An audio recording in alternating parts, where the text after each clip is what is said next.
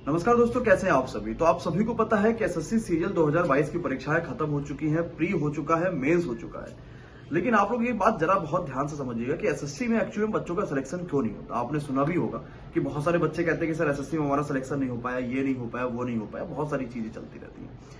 इसका सबसे बड़ा एक जो कारण है वो ये है, आप देख भी रहे होंगे कि पिछले एक महीने से कितना ज्यादा यूट्यूब पर गंद मचा हुआ है एसएससी के सभी अध्यापकों के बीच में।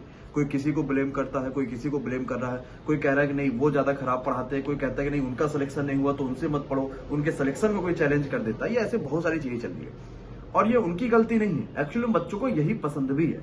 बच्चा चाहता है कि किस हिसाब से कैसे कैसे पब्लिसिटी स्टंट करे जाए जिससे वो देख पा रहे होंगे, और टीचर भी यही कर रहे हैं इस समय। मतलब पढ़ाने वालों की संख्या बड़ी कम हो चुकी है। एमडी क्लासेस जो बात करेंगे तो टोटल 7000 वीडियोज गई हैं, जिसमें से हम ये बात कहेंगे तो 6800 से 6900 ऐसी वीडियोज है जिसमें सिर्फ पढ़ाने की बात करी गई है। और इस 7000 वीडियोज के बाद अभी चैनल पे लगभग 15 लाख बच्चे के आसपास जुड़ने वाले हैं।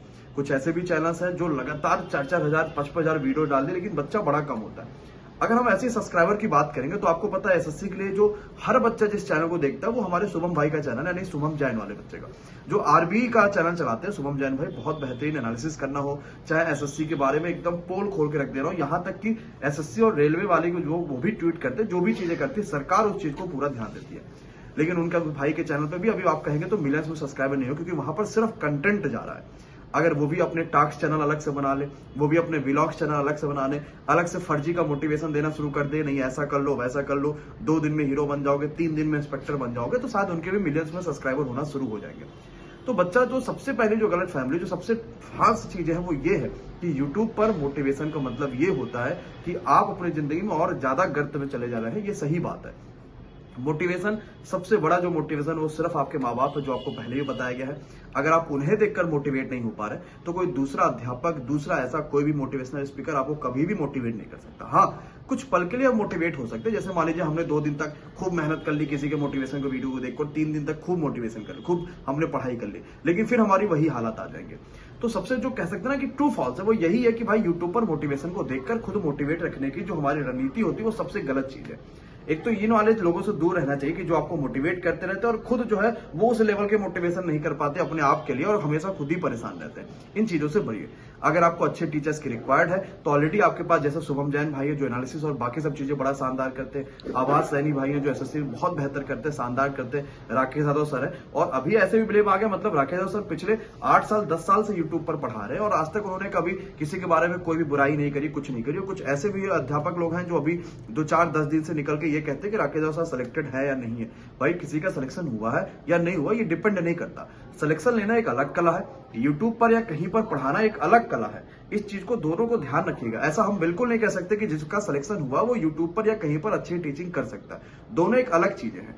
इसी तरीके से आपके पास नीरज सर है जो कि ऑलरेडी बहुत अच्छा मैथ पढ़ाते हैं, अभिनय शर्मा सर एक बहुत ही लीजेंड नाम, बहुत ही शानदार नाम, गगन प्रताप सर, ऐसे बहुत सारे अध्यापक है। और कुछ ऐसे भी अध्यापक है जो आपको 2-4-10 मोटिवेशन देके मोटिवेशनल वीडियोज को अपने प्रमोट करा के उसको बढ़िया से फेमस करके और आपके लिए जो समय होता है वो बर्बाद करते चले जाते और फिर कहते हैं मैंने ये पढ़ाया, देखो मेरा ये है। पेपर इतना आसान था कि शायद ही कोई ऐसा अध्यापक होगा जो कहेगा मैंने ये चीज नहीं पढ़ाई थी। सीजीएल 2022 प्री की परीक्षा उठाइए, मेंस की परीक्षा उठाइए, सब कुछ वही था जो आपने कहीं ना कहीं किसी एक ऐसे भी अध्यापक से पढ़ा होगा जिसने कल से पढ़ाना शुरू किया होगा। मतलब कुछ भी अलग से नहीं पूछा गया, कुछ भी नया से नहीं पूछा गया।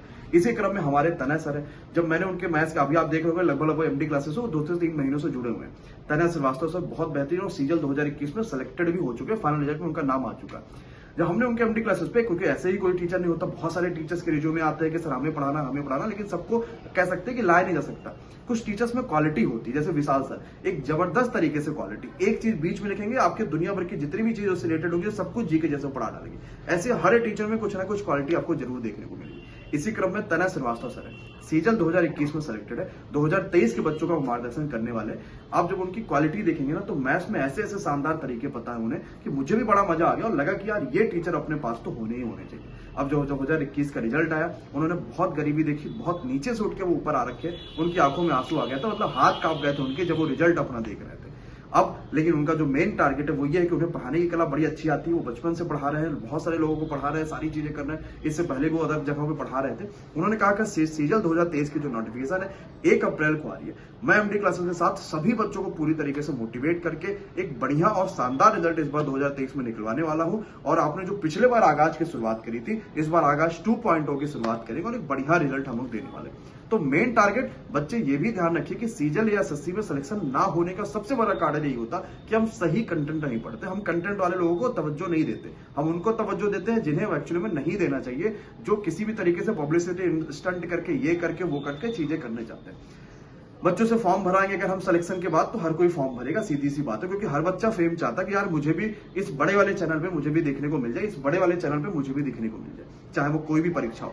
अगर एमडी क्लासेस पे भी 4 मिलियन 3 मिलियन 2 मिलियन सब्सक्राइबर होते, हम भी फॉर्म भराते कि सीजल का फॉर्म भर दो, तो AIR 1 2 3 4 सब भर डालते कहीं ना कहीं, और सबके इंटरव्यू आते और सबको लगता है कि ये एमडी क्लासेस से पढ़े। लेकिन सबको ये बात पता होगी कि हमने सीजल की शुरुआत ही 22 में करी थी, आगाज बैच लॉन्च करा था और कुल मिला के लगभग 8000 से ज्यादा बच्चों ने पेड में एडमिशन लिया था। ये पहली बार शुरुआत हुई, इतना बच्चों ने भरोसा दिखाया। अब जब मेंस का रिजल्ट आएगा तो आप देखेंगे भी कई सारे लोग यहाँ पर सिलेक्टेड हो जाएंगे और बढ़िया करेंगे, क्योंकि रैंक तो अपनी ही मेहनत से आ सकता है। इस बात को समझिएगा, बच्चा सिलेक्शन भी अपनी मेहनत से ले सकता है, हम सिर्फ उसे सही डायरेक्शन दिखा सकते हैं। हम ये बात कभी नहीं कह सकते कि ये बच्चा पूरी तरीके से हमसे ही पढ़ के सिलेक्शन लिया, क्योंकि अगर वो रैंक लाया है, चाहे 1 चाहे 10 चाहे 100 चाहे कुछ भी, उसने अपनी बहुत ज्यादा मेहनत करी होगी। 80% बच्चे की मेहनत होती है, सिर्फ 20% 10% हम टीचरों की जो है उसमें कह सकते हैं कि डायरेक्शन होता है कि नहीं ऐसे करो वैसे करो, ये कंटेंट पढ़ो। तो बच्चा तो खुद तो रैंक खुद ही लाएगा, चाहे कुछ भी हो जाए। इसी क्रम में आगे चलेंगे। आप भी अगर सीजल 2023 की तैयारी करना चाह रहे होंगे तो बेसिकली सिर्फ कंटेंट पे फोकस करिएगा, अच्छे से पढ़ाई पे फोकस करिए, करना क्या चाहते हो उस चीज को समझिए, कंटेंट वाले टीचर्स को पकड़िए। मैंने बहुत सारे नाम आपको गिना दिए, इसके अलावा भी हजारों टीचर ऐसे पढ़े हैं जो बहुत बेहतरीन पढ़ाते, लेकिन लोग उन्हें नहीं जानते क्योंकि वो सिर्फ पढ़ाते हैं, कोई कंटेंट के वो पब्लिसिटी स्टंट नहीं करते, कुछ वो भी नहीं करते। कोई बहुत तेजी से फेम होता, इसका मतलब कहीं ना कहीं मामला गड़बड़ ही गड़बड़ है, और उस गड़बड़ मामले को जितना जल्दी बच्चा समझ जाएगा उतना बेहतर होने वाला है। तो आप भी तेज की तैयारी कर रहे हैं तो पूरी एनर्जी के साथ करिए, सही डायरेक्शन में करिए, और इस बार सफलता जरूर ले लीजिए, क्योंकि ऐसे मौके बार बार नहीं आते जब एसएससी एक ही साल में 2 परीक्षाएं करा दे, चाहे एमटीएस की हो, चाहे CHSL की हो, चाहे किसी भी परीक्षा हो। मिलेंगे अपनी वीडियो में अगले में, तब तक के लिए बहुत बहुत शुक्रिया। Thank you so much.